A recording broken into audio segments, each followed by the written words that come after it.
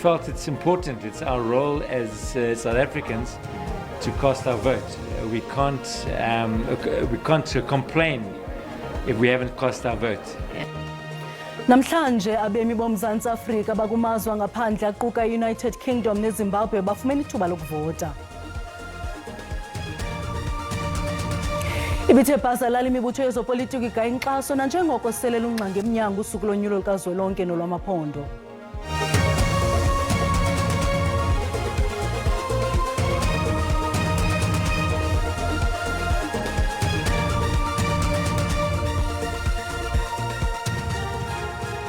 Molweni makhaya nankuvimba esinilungiselele wona ngokuhlwanje sithanda ukunazisa ukuba uvimba wethu ngokuhlwanje uyaphuphuma zindaba zezopolitiko kuba sijonge kunyulo lukazwelonke. Bangaphaya kwe-70,000 abemi boMzantsi Afrika bafumana ithuba lokuvota bekwamanye amazwe kwimizi yozakuzo yoMzantsi Afrika kumazwe abo.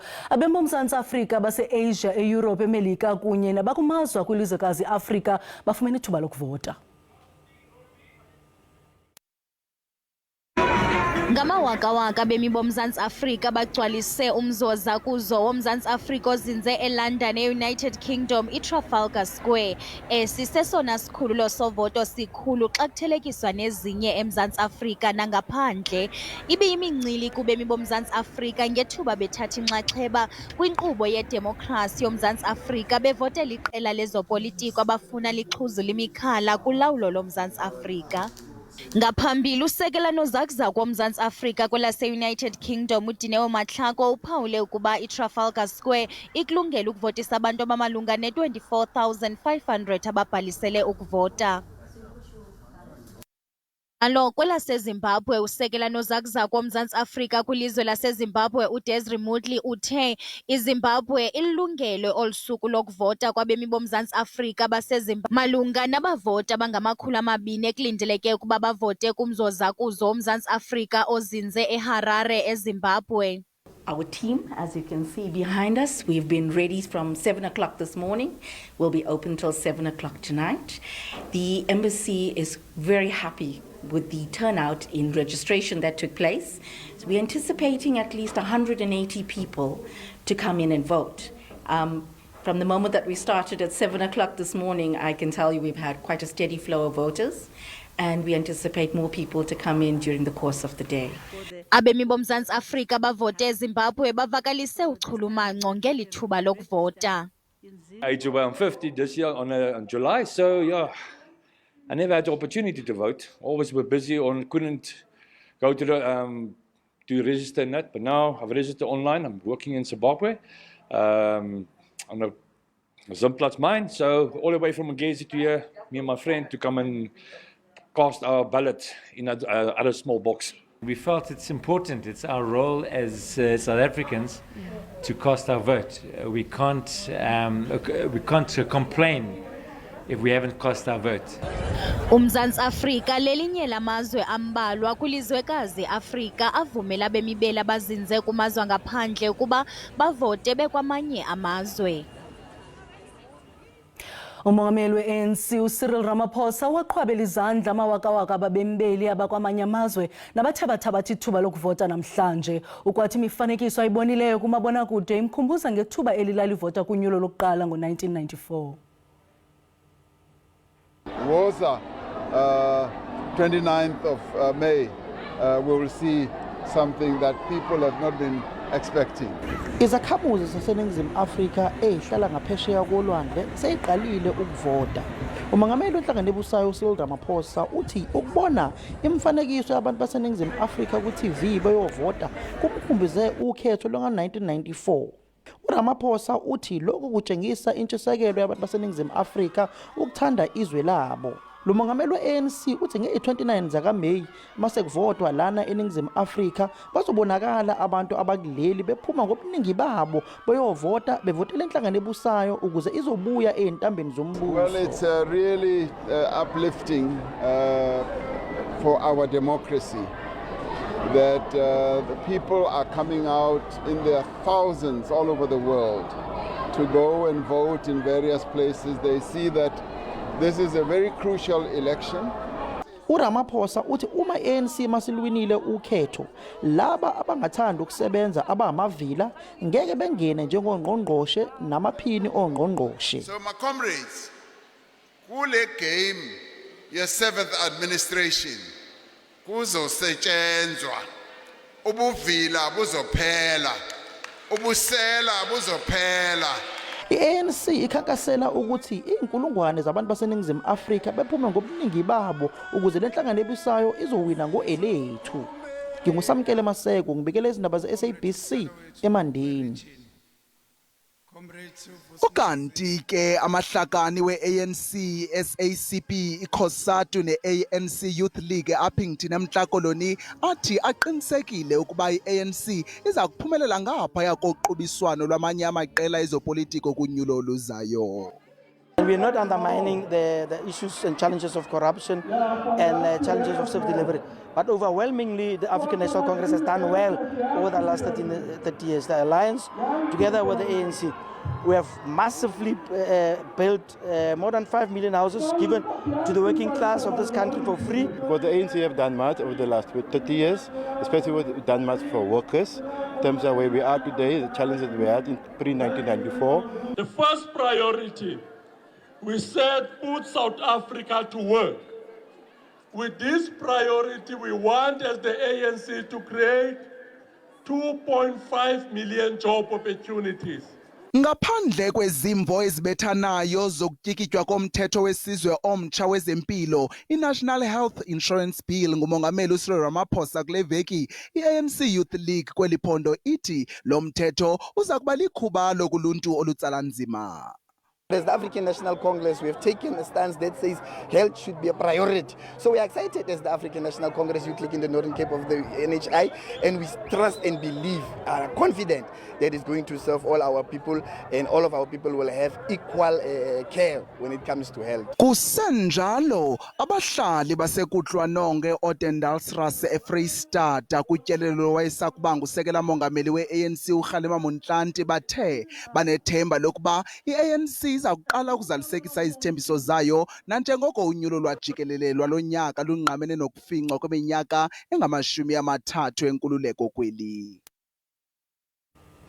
Inkokheli ye-EFF uJulius Malema ukwiphulo lokugayela iqela lakhe inkxaso eNtshona Koloni namhlanje utyelele imimandla amatyotyombe waxelela abantu ukuba bayingcwabe i-ANC ngomhla wonyulo uqale wamisa ekhaya mnandi eStellenbosch. Bakumawaka amabini abaxhasi be-EFF abaphume bakumamela izithembiso zenkokheli yabo uJulius Malema unyathele ukuqala kumba wezindlu imfundo nezempilo kwizithembiso. Land is a dignity. Housing is a dignity. Without land, house, water and electricity, without a flushing toilet, there is no dignity. Wakamalema uxelele lenginginya ukuba ingalahlekiswa i-ANC kuba emva konyulo soze yazigcina izithembiso zayo. He has treated us like animals, and we are going to stop that nonsense. On the 29th of May, we are going to reclaim our humanity and our dignity on the 29th of May. Bakhuthazekile abaxhasi be-EFF umyalezo kaMalema. Committing is going to be done. What I want is that I want free education. Education must be free. And education, it must not just be the education we are having today. It must be education that speaks to skills. It must be education that speaks to what needs at workplace, which means the job market. We must give them what it needs from the education I want. Umnumzana Malema uxelele abavoti ukuba phambi kokuba ubani afake unxi wakhe kuza kufuneka khe azibuze intoni kanye ayifunayo kwaye eliqela alivotelayo lixhaswa ngubani ngemali. Kwalapha ezindabeni bamaxhaphetshu abahlangule emva kokufunyanwa komnye wabasebenzi sephambi kwesanti kwindawo yesakhiwo eBhalito kwaZulu Natal. Kodwa kuqala masithume umntwana evenkileni.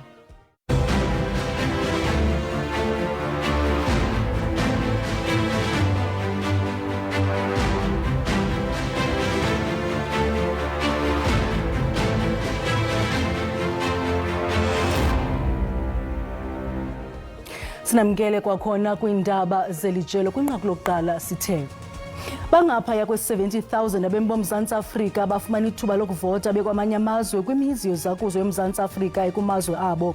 Abemi boMzantsi Afrika base-Asia, eEurope, eMelika kunye nabakumazwe kwilizwekazi Afrika bafumene ithuba lokuvota. Owayesakuba ngumongameli welu Jacob Zuma uthi abantu abamnyama bangazikhulula emakhamandeleni ngokuba bavotele kwaye banika umkhonto wesizwe party isininzi 2/3 majority kunyulo lukazwelonke oluzayo. uZuma besungula umqulu wezithembiso we-MK ekwaphehlelela nalo mbutho eOrlando Stadium eSoweto eGauteng namhlanje. Beligcwele limingembambo ibala eOrlando eSoweto apho abaxhasi be-MK party bebeyokuphulaphula kwinkokheli yabo uJacob Zuma esenza izithembiso zonyulo. Kuyiqiniso ukuthi abantu bayafa, abangasebenzi, abalambile indlala ibakhokhela ukuthi bantshontshe babulala abantu, umuntu agwaza umuntu namhlanje usiyamdubula embone egqoke kahle ecabanga ukuthi unemali engenayo. Mase emsesha kukhulutho umuntu usefela ubala. Sifuna ukuletha ubulungisa, sifuna laba basifica la basilalele basihloniphe sisebenzisane, kungathathwa igolide nesiliva lethu lanjiswe thina silambile la liyokondla abantu esingabaziyo. Eliqela iMK party likwazile ukuzalisa iOrlando Stadium ethatha umthamo wabantu bakuma-37,000 abuncikane. Lisethembeni lokuba kananjalo ngomhla wonyulo abantu bazophuma ngobuninzi bavotele eliqela. Umqulu wezithembiso weqela iAfrican Independent Congress uye wambathwa zingxaki ngelixa abalandeli bephazamisa intetho kaMandla Galo nongumongameli walombutho. uGalo uthe walifumana ke kodwa ithuba lokuqhuba nentetho yakhe nalapho athe wathembisa ngokuza nesisombululo zolwaphulo-mthetho kunye nokudala amathuba emisebenzi.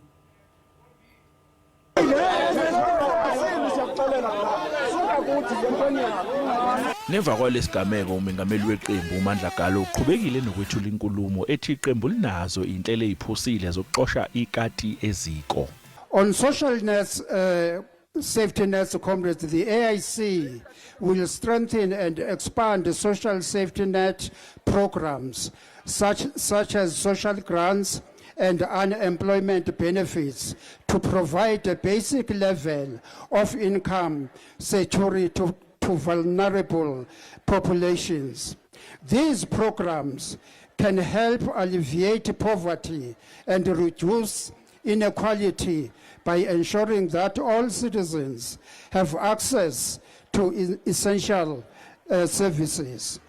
Iqembu limisele futhi ngokusungula indathane yamathuba emsebenzi. Once you vote AIC into government, AIC commits to implement policies and plans to stimulate economic growth and job creation and drastically reduce unemployment levels, providing opportunities for all South Africans to thrive in a prosperous society. Iyobicacele sokini dadewethu kaBaba ngosuku lokhetho kuyodela uMakhasana oyozibona zibulalana luyoze lifike olungaliyo. NuCalvin wakwaDludla eindabeni zeSABC ngibika ngiseJimmiston. Ngoku masicaphule izimvo zabantu kwikhasi lethu leWhatsApp.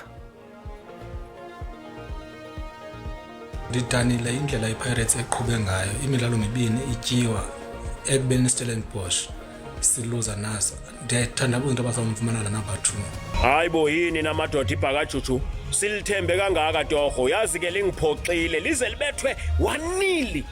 Yazi i1-0 igoli elikhulu kakhulu elo ngoba nihlala nisethembeni waya. Umuntu ongenamhla kakhulu apha ebholeni. Kodwa eliqela leSundowns elindenze ndangathi ndiyalandela nami. Ndiyangena apha ekhondweni.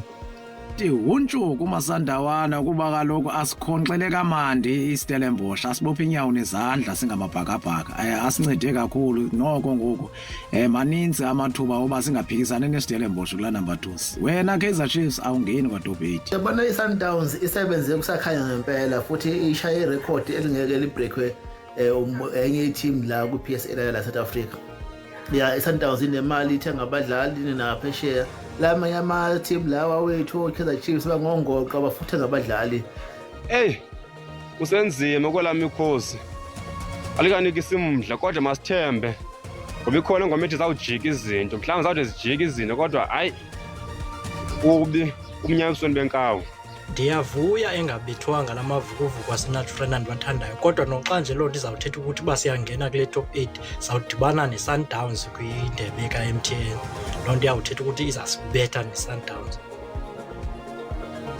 Ukanti ngoku siqhagamshelana nomhleli wezopolitiko welijelo uMzwandile Mbeji nokuza kusixelela ngokwenzeka kwezopolitiko ukuya ku-29 kaMeyi. Sikwamkele Mzwayi, qabaqaba shantu ngesingakulindela ukusukela ngoku ukuya kusuku lovoto. Sibonga kakhulu sisanda sibingelele nakubabukeli nebala njengoba ubonile ukuthi seziya ngempela ekugcineni lapho ke amaqembu asekhombisa khona ukuthi ngempela ayafisa ukuthi ke eliphumelele lolu khetho. Sibonile namhlanje ukuthi iqembu umkhonto wesizwe party eliholwa yiloyo wayemongameli uJacob Zuma belike lano somqulu walo obuse Orlando namhlanje lapho ke inkundla zigcwale zathi phama. Lokho okusho ukuthina okusho ukuthi ngempela leli qembu njengoba abaningi bebeshilo ukuthi kukhona umehluko kumbe ukuthikameza elizokwenza ikakhulukazi ke eqenjini elibusayo kodwa alikugcina ngokuthi lithinte iqembu elibusayo kuphela ngisho namanye amaqembu mhlambe abantu abebengase mhlambe abesebenenkinga neANC bengazi ukuthi bazoshona kuphi bakhona abantu mhlambe abazothi bese beshona kuleli qembu ingakho sibonile inkundla igcwala phama eOrlando lokho okusho ngempela ukuthi kukhona umnyakazo elizowenza. Ungagcineke lapho siphinde sabona naloyo oyonobhala jikelele weANC owaxoshwa uIsmahashule naye futhi evula usomqulu wakhe naye esho sena leso ukuthi ke uyafisa ukusebenzisana namaqembu ahambisana nawo kumbe amaqembu aseka abantu abamnyama. Okusho ukuthini lokho na kusho ukuthi ke bonke lamavoti iningi lawo adla eqenjini elibusayo obese kuveza umbuzo omkhulu ukuthi ngabe iqembu elibusayo lisazokwazi ukuthi lifikelele ku-50 plus. Uzokhumbula phela ukuthi ukuze bowukhulumeni kufuneke ukwazi ukuthi ke udlule ku-50% ngokuvotelwa. Into esizoyibona ke kuleli viki ke elizoqala ke ukuthi amaqembu amaningi azobe esegcwala izinkalo ezozama ukufuna amavoti okugcina. Mhlambe amaqembu abalekile kumbe amaqembu amakhulu amane engawabala azoba nezinku azoba nemikhankaso yawo emkhulu iqembu leANC okuzothi nge-25 ngomgqibelo ke bese ba noSiyanqoba FNB uthi iDA nayo ibe noSiyanqoba wayo khona eBinoni uthi ke elesithathu ngobukhulu iEFF ePolokwane nalo bese kuthi ke iIFP eRichards Bay. Into ke lezoyibukela kakhulu kodwa ke akusiwodwa lamaqembu azoba nalemicimbi namanye futhi amaqembu azozama ukuthi ngempela ke ekhulume nabavoti njengoba ke seziya kumaliyethe. Enkosi kakhulu ke Mzwayi ngexesha lakho. Sibulela mawethu ngokusiboleka indlebe sinikhumbuze sangomso sisa noGqabethu ngesizulu busuku benzola.